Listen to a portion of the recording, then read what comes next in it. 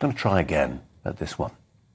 50 years ago, a British advertising copywriter had a brainwave, a slogan that would make a foreign lager attractive to people who didn't drink the stuff. Heineken refreshes the parts other beers cannot reach. Until now, Boris Johnson was to politics what Heineken was to lager skeptics, a politician who could reach the parts that others couldn't. He's been an enigma to political obsessives who couldn't understand what all the fuss was about.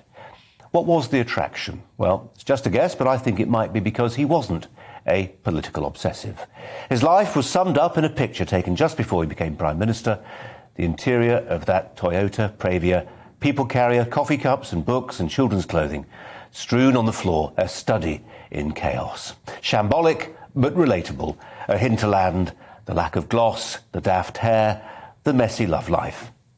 Many folk find politicians insufferably pompous, and whatever else Boris is, he's not uptight. Like Trump, he has a knack of making people laugh, sometimes at him, not with him, but laugh nonetheless. Once inside Downing Street, the soap opera persisted. Births, marriages and deaths, a baby last year, a marriage to Carrie last year, the death of his mother last year, and the year before that, a close-run thing for the Prime Minister at the hands of COVID.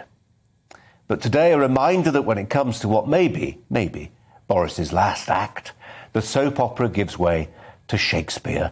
Treachery's in the air. It started the rot for Johnson, and it may be another act of treachery that brings the curtain down. The betrayal which started all this came from Dominic Cummings, who Johnson should have sacked after the Barnard Castle scandal, but who he chose to keep on. How he must regret that display of loyalty as Cummings, consumed with a desire for vengeance that wouldn't be out of place in a Greek tragedy, twisted the knife again and again with his Downing Street party revelations. And today, another blue-on-blue attack, a Tory MP defecting to Labour minutes before the PM stood up at PMQ's. Betrayal, yelled Conservative backbenchers, but the wound is a deep one, and it may prove mortal. The things that made Johnson popular are also the seeds of his undoing: the intuitive anarchy, the aversion to micromanagement, the absence of enduring ideological convictions that meant when push came to shove, there's no phalanx of men and women dedicated to Johnsonianism who will lay down their political fortunes for him, as there were, for instance, for Margaret Thatcher.